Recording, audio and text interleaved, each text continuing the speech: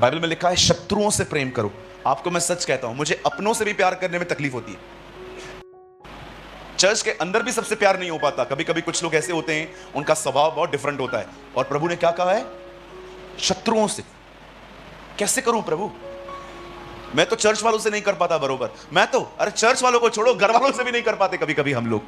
कितनी बहनें हैं मुझे बताइए अपनी सांस से प्यार करती हैं?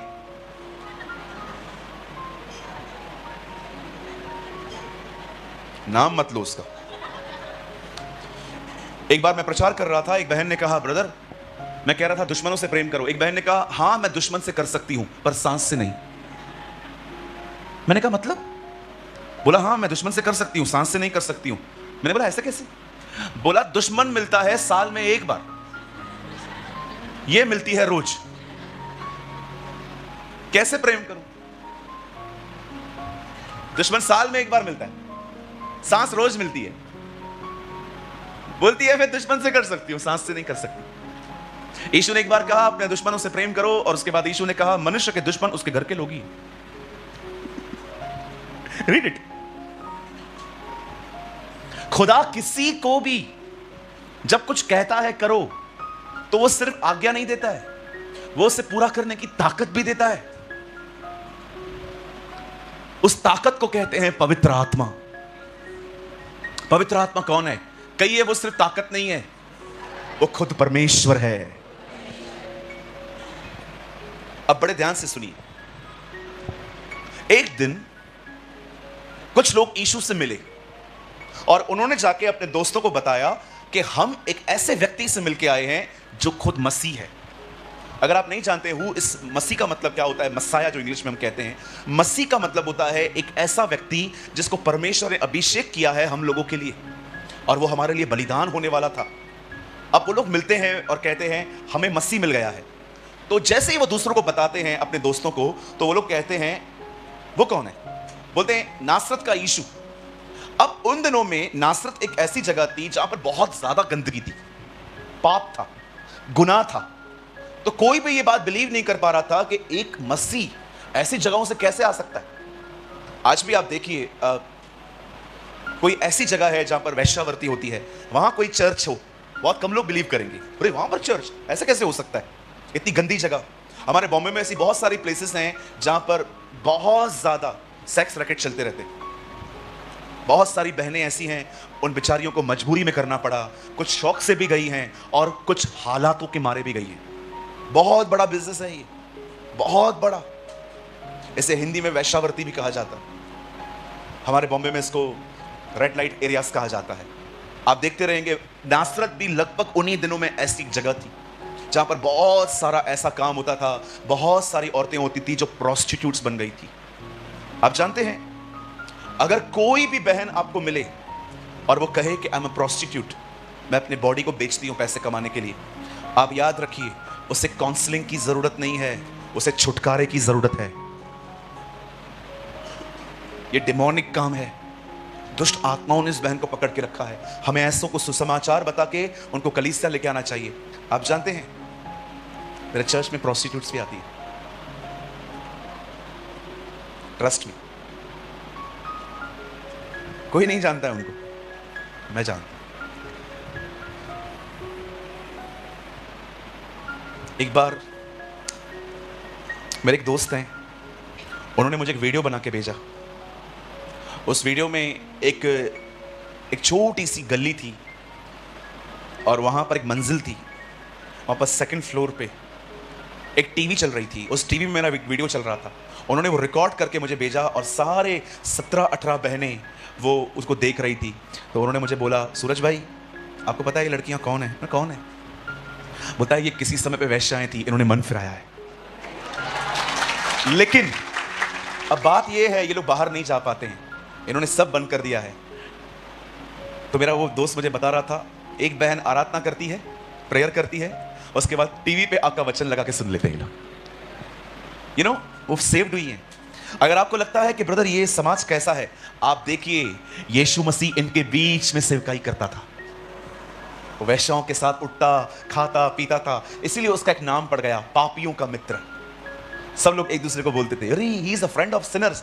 आज जिस समाज में यीशु मसीह काम करते थे, उस समाज के लोगों को हमारे कलीसिया में देखना भी हमें पसंद नहीं है। बहुत सारे लोग, अगर एक बहन यहां पर आ जाए तो सब उसे किनारा बनाते हैं। नहीं, ऐसा मत करिए, वो मन फिरा के आइए। हमें अपने कलीसिया में हर एक का स्वागत करना चाहिए। किस वास्ते? क्योंकि वो पश्चाताप करने आए। मैं आपको सच कहता हूं, अगर मेरे चर्च में गे आना चाहता है ना, वेलकम है। लेस्बियन आना चाहती है, वेलकम है। खोजे आना चाहते हैं, आ सकते हैं। किस वास्ते? पश्चाताप करने। और अगर उनको छोड़ो, अगर यहां पर कोई मसीह बैठा है, वो कहता है मुझे पश्चाताप नहीं करना, इस कलीसिया में तुम्हारा भी स्वागत नहीं है। फिर तो यीशु ने क्या कहा? मैं धर्मियों के लिए नहीं, पापियों के लिए। आराम से पढ़ा है आपने? आराम से पढ़ो। धर्मियों के लिए नहीं, पापियों को मन फिराने के लिए बुलाने आया हूं। वो क्यों आया है? ताकि पापी पश्चाताप करे।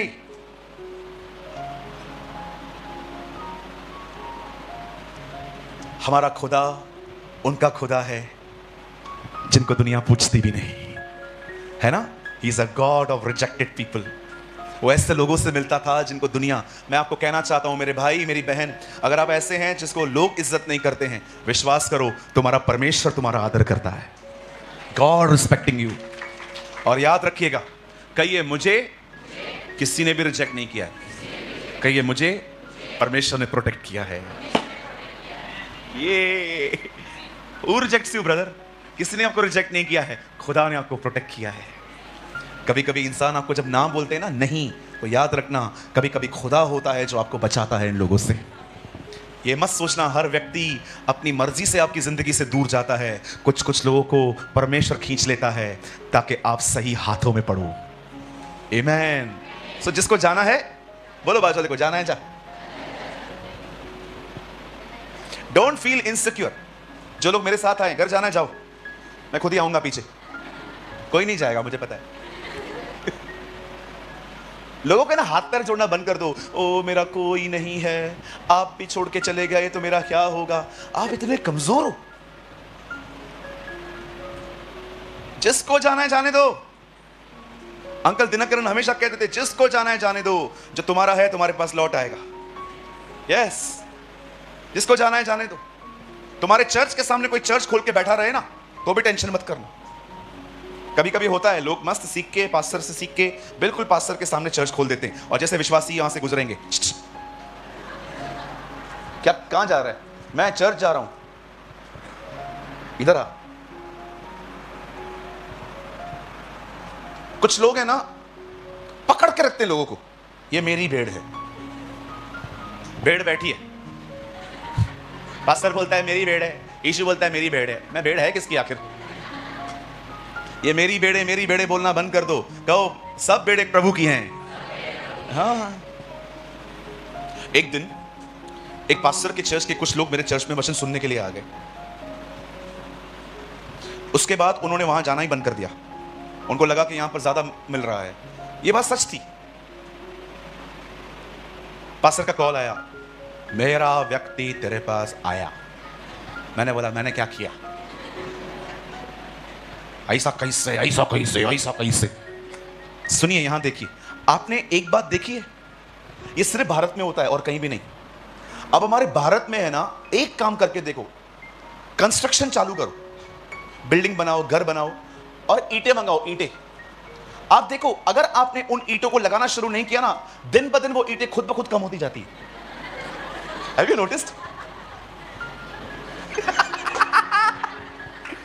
आप है ना, ये करके देखो। हमारे ये सिर्फ it only happens in India, ये और किधर नहीं होता है। आप कंस्ट्रक्शन का काम चालू करवाओ और ईंटें मंगाओ, आप ईंटों को लगाओ नहीं, ईंटें खुद ब खुद कम होती जाती थी। एक दिन आओगे, तुमको बकायदा कुछ नहीं मिलेगा। वो होता क्या है, आजू बाजू वाले के घर के अंदर चूल्हे के लिए कुछ लेके जाएंगे, किसका थोड़ा काम बाकी है 100 वो ले जाएगा रात को, और ये सब काम होता है आपके सोने के बाद। आहिस्ते आहिस्ते। मैं एक दिन मेरे घर के बाजू में कंस्ट्रक्शन चल रहा था, तो ईंटें उतर रही थी, तो मैं ऐसे ही देख रहा था कैसे ब्रिक्स उतार रहे हैं ये लोग। मैं तभी प्रभु में भी नहीं था। तो 2 दिन के बाद मैंने देखा काम चालू नहीं हुआ था, लेकिन ईंटें कम थी। तो मैंने बोला यार काम चालू हुआ नहीं है इनका, ईंटें क्यों कम हो रही हैं? आपको पता है, मैं ये देखने के लिए कि ईंटें कहां जाती हैं पूरी रात जागा। मैंने बोला मैं देखना चाहता हूं ये ईंटें चल के कहां जाती है खुद ब खुद। फिर मैंने देखा रात को छोटे छोटे बच्चे आए, 10-10 लेके जा रहे, 10-10, 15-15, कम से कम 6-7 बार वो लोग आए। मैं आपको कहना चाहता हूं, अपने लोगों को बिल्ड करो, मजबूत करो। कोई मुझे कहता है ना मेरी ईंट तेरे पास है, मैं खुद बोलता हूं मैं नहीं आया, खुद चल के आई। जो ईंट लग चुकी है वो ईंट चुराई नहीं जा सकती। Don't feel insecure. लोगों को बोलना बंद कर दो, इधर मत जाओ उधर मत जाओ। अपने लोगों को इतना वचन दो, इतना वचन दो कि आप उनको बोलो भी कि जाओ तो भी न जाए। We believe in this. We believe in this. मैं आपके सामने खड़ा हूं, मेरे चर्च से कोई नहीं जाता है। मेरा प्रचार सुनने के बाद मेरे लोग बोलते हैं देखना ब्रदर अगले रविवार कोई नहीं आएगा। चर्च फुल रहती है। कभी कभी इन लोगों को जगह नहीं मिलती है, ये लोग 9:30 बजे आ जाते हैं, जगह पकड़ लेते। इतना इनसिक्योर फील क्यों करते हैं हम लोग? मजबूत करो ना खुद के लोगों को, मेहनत करो।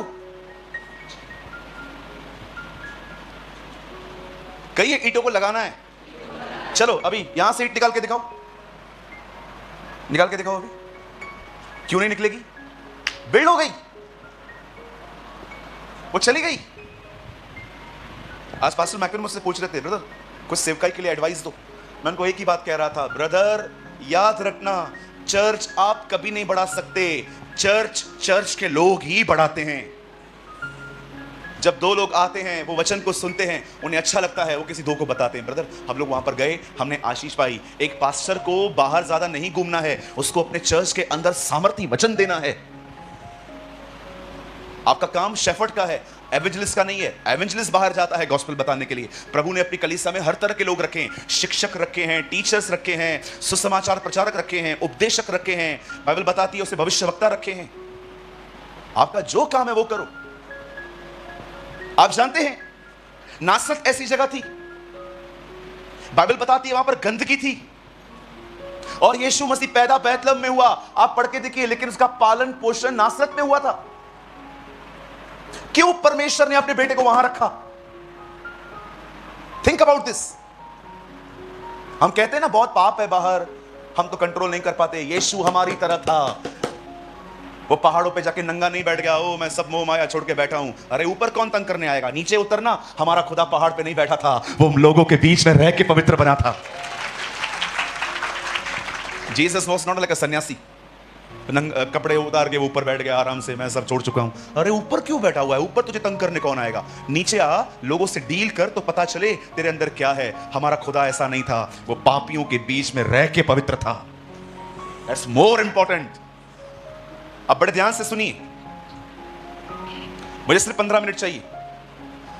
एक समय था जब परमेश्वर इजराइल के लोगों को, बाइबल बताती है, मिस्र से कनान ले जा रहा था। आप जानते हो परमेश्वर ने जब उन्हें कहा कि तुम कनान जाओ, तो परमेश्वर ने उन्हें एक आज्ञा दी थी, और वो आज्ञा थी, परमेश्वर ने उन्हें कहा जैसे तुम वहां पर जाओ, उन जातियों को जो तुमसे पहले वहां रहती हैं उन्हें निकालो। तुम्हें उनके बीच में नहीं रहना है। आप सभी जानते होंगे, मूसा जब कनान के बॉर्डर पे पहुंचा, उसने 12 लोगों को अलग किया, कहा जाओ पूरा देश देख कर आओ। सब लोग देख कर आए। 2 ने कहा हम जाएंगे, हम लड़ेंगे, लेकिन 10 ने कहा हमसे नहीं होगा। आप जानते हैं क्यों परमेश्वर ने उन्हें ऐसा कहा कि जब तुम उस नगर में जाओ तो तुम्हें वहां पर तुमसे पहले जो लोग रहते हैं उनको बाहर निकालना है। 2 साल लग गए थे उनको। 2 साल के बाद भी कुछ लोगों को अपनी जमीन नहीं मिली थी वहां पर। क्यों परमेश्वर ने निकलते समय उन्हें पूरा मिस्र उनके सामने तबाह कर दिया था? क्योंकि परमेश्वर जानता था इन लोगों को लड़ाई करनी है आगे चल के, और परमेश्वर फिरौन पर विपत्तियां डाल के फिरौन को नहीं, अपनी प्रजा को दिखा रहा था कि मैं कौन हूं, और मैं फिरौन के मन को कठोर कर दूंगा, इससे तुम जान लोगे कि मैं यहोवा हूं।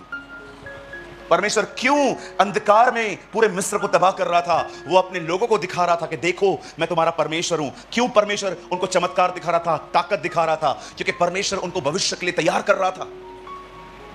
लेकिन जब उनके सामने कनान आया, परमेश्वर ने क्या कहा? जाओ अंदर, जिसकी प्रतिज्ञा मैंने इब्राहिम से की है, जाओ तुम उसके उत्तराधिकारी हो जाओ, उसको अथॉरिटी में ले लो।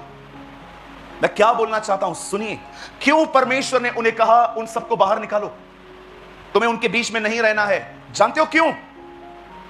क्योंकि परमेश्वर जानता था अगर ये लोग इनके बीच में रहेंगे, ये भी इनकी तरह बन जाएंगे। आज भी आप देखो, हमारे कलीसिया के अंदर बहुत लोग हैं जो दुनिया से निकल के यहां आए हैं, पर आज भी दुनिया उनमें भरी पड़ी है। They are full of with world. वचन भी नहीं सुनते कभी ये लोग, बैठे रहेंगे यहां वहां वहां यहां, देखते रहेंगे, वचन जाता ही नहीं है। क्यों? दुनिया भरी पड़ी है। इनका लक्ष्य है पैसा, बड़ा घर, सेविंग्स, फंड्स, ये वो। आप देखो, नो डिजायर फॉर जीसस। आज आप देखिए कितने सारे लोग हैं हमारे कलीसिया के अंदर। आप मीटिंग के बाद यहां पर बहुत लोग एक्टिंग करते हैं, यहां पर आएंगे, oh shalom, praise the lord, hallelujah, जय मसीह, all type of religious words हम यूज करते हैं, लेकिन उनका रियल लाइफ देखो उनके घर में बहुत अलग है। क्यों? परमेश्वर ने कहा उन्हें कि तुम इनको निकालो, क्योंकि खुदा जानता था ये लोग इनके बीच में इनकी तरह हो जाएंगे। क्यों परमेश्वर ने उन्हें कहा इन्हें निकालो? क्योंकि परमेश्वर जानता था इज़राइल को पवित्र आत्मा नहीं है, दुनिया इनके ऊपर प्रभाव डालेगी। आप देखिए, आज हम एक ऐसे दिनों में रह रहे हैं जहां पर विश्वासी लोग अविश्वासियों से शादियां कर रहे हैं। आपको पता है, Christians are marrying with non Christians. चलता है, बोलते चलता है। आज मैं आपको बताना चाहता हूं, बहुत सारे मसीह लोग हैं ब्याज पे पैसा चलाते हैं, ब्याज पे। आज भी आप देखिए, मैं नॉन क्रिश्चियंस की बात नहीं कर रहा हूं, I am speaking about Christians. Church में है पर दुनिया भरी पड़ी है। आप कुछ लोगों को देखो 10-10 साल से प्रभु में है, एक बाइबल का वचन याद नहीं है उनको, उन्होंने बाइबल खोला ही नहीं है। वो आते हैं क्योंकि पास्टर चर्च के बाद घर पे आता है खाना खाने के लिए। दोस्तियां यारियां चल रही हैं। जिस दिन पास्टर ने तुम्हारे साथ दोस्ती तोड़ दी, तुम्हारा चर्च भी बंद हो जाएगा। मैं एक भाई से मिला, मैंने उनको बोला कैसे हो? ओ ब्रदर मैं बहुत अच्छा हूं। और प्रभु में बढ़ रहे हो? हाँ हाँ बढ़ रहा हूं। बताओ कुछ वचन। बढ़ रहा हूं, कुछ वचन तो बताओ। बढ़ रहा हूं। अरे कुछ वचन तो बताओ। मैंने सोचा इसके अंदर वचन है नहीं, ये बढ़ कैसे रहा है? बाद में मालूम पड़ा हर संडे पास्टर चर्च के बाद इसके घर में खाना खाने जाता है। दोस्ती यारियों में बढ़ रहे हैं। मतलब कल अगर पास्टर ने कहा मैं खाना खाने नहीं आऊंगा, तुम तो चर्च ही छोड़ दोगे। ये उन्नति है? That is not growth. मैं किसी के घर पे खाना खाने नहीं जाता है। 6 महीने 8 महीने में एक बार मैं सिर्फ और सिर्फ लोगों के पास तब जाता हूं जब मुझे पता चलता है ये प्रॉब्लम में है। शादी, पार्टी, फंक्शन मैं नहीं जाता हूं, दिनेश जाता है। सब के पास उसको भेजता हूं, जा खुशियों में तू जा इनके साथ, मैं इनके दुखों में खड़ा हो जाऊंगा। मेरे चर्च में एक पास्टर है दिनेश, आप भी जानते होंगे कुछ लोग, कई बार वो मीटिंग भी लेते हैं, फेसबुक पे लाइव आते हैं, मेरे पीछे वो वचन का प्रचार करता है। शादी होती है, पार्टी होती है, फंक्शन होते हैं, मैं किधर नहीं जाता हूं, वो जाता है, वो अटेंड करता है, वो रिप्रेजेंटेटिव की तरह जाता है कि मैं पास्टर प्रेमानी की तरफ से आया हूं। नहीं जाता हूं मैं, मेरे पास तो टाइम ही नहीं है। लेकिन जब मुझे पता चलता है कि चर्च का कोई बंदा बीमार है, प्रॉब्लम में है, मैं खुद उनको कॉल करके बात करता हूं, ब्रदर आप ठीक हो? हम हैं आपके साथ, आप चिंता मत करो, हम दुआ भी कर रहे हैं आपके लिए, हम आपके साथ खड़े हैं। एटलीस्ट मैं उन दिनों में उनको इंकरेज करता हूं। कहिए अपने बाजू वाले को, दोस्तियां मत निभाओ। वो भी जा रहा है इसलिए मैं भी जाऊंगा। मतलब जिस दिन वो बंद हो गया, अरे पास्टर वो भाई क्यों नहीं आता? मैंने एक बार किसी से पूछा था, नहीं ब्रदर वो नहीं आता है। रीजन, वो जिसके साथ घूमता था ना वो चर्च चेंज कर दिया, अब ये भी वहीं जाता है। कैसे मूर्ख लोग हैं हमारे पास, how foolish people we have. इतने सालों से हम खुदा में हैं, हमको ये नहीं पता है कि हमारी बुनियाद दोस्ती नहीं, हमारी बुनियाद परमेश्वर का वचन होना चाहिए। इवन मैं आपको बताना चाहता हूं, अगर आप इसलिए इस चर्च में आए हो क्योंकि आपके लाइफ में चमत्कार हुआ है, पर आप वचन नहीं पढ़ते हो, एक दिन प्रभु चमत्कार नहीं करेगा, लिख के देता हूं, आप चले जाओगे। फिर आप बाजू में किसको ढूंढोगे? ओ उधर पास्टर सामर्थी है। एक दिन मेरे चर्च में एक पास्टर आए, तो मैंने चर्च को बोला आप लोग मिल लो इनसे, अच्छे हैं वो, मुझे पता है, ग्रीडी नहीं है, लालची नहीं है, वो मांगते नहीं है कुछ भी किसी से भी। तो मैंने सबको बोला आप इनसे मिल लो। तो एक बहन आई वहां पर मिलने उनसे, मैं बाजू में खड़ा हूं, मैं इंट्रोड्यूस करवा रहा हूं सबको, पास्टर जी ऐसे ये ऐसे ये ऐसे। एक बहन आई, उन्होंने पास्टर को बोला पास्टर मुझे टीबी है। क्या है? टीबी है, 2 साल से आ रही है चर्च में, मुझे नहीं पता है। पास्टर ने प्रार्थना की, तो जैसे जा रही थी मैंने बोला दीदी दीदी 1 मिनट रुको ना, मुझे काम है आपसे। वो रुकी, मैंने बाद में बोला, आपको टीबी है, 2 साल से आप आ रहे हो, आपने मुझे कभी बताया नहीं है। तो मेरे को बोलती है, आप टीबी ठीक कर सकते हो क्या? मैंने बोला मतलब? कुछ लोगों को लगता है लोकल पास्टर मतलब सर्दी जुकाम खांसी, बाहर का पास्टर मतलब टीबी कैंसर HIV। मतलब हमारा जो पास्टर है ना, उसको प्रभु ने सिर्फ बुखार और जुकाम ठीक करने का अभिषेक दिया है, लेकिन जो बाहर से वक्ता आता है ना, इनको बताना चाहिए मेरे को क्या क्या बीमारी है। कई लोग लोकल पास्टर को कुछ नहीं बताते। मैंने बोला टीबी है आपको? हाँ, बताया नहीं है। उसको लगा मैं सर्दी जुकाम खांसी वाला है। मतलब सर्दी जुकाम खांसी होती है तो लोकल पास्टर के पास जाओ, लेकिन अगर HIV है, कोविड है, ये है, तो किसी बड़े पापा के पास जाओ और उसके पास बोलो, पापा जी और मम्मी जी हाथ रख दो। अरे हाथ रखूं, पैर रखूं, पूरा आ जाऊं, कुछ नहीं होगा। कहिए दोस्तियां निभाना बंद करो। कहिए बाजू वाले को चमत्कारों पे बुनियाद बनाना बंद करो।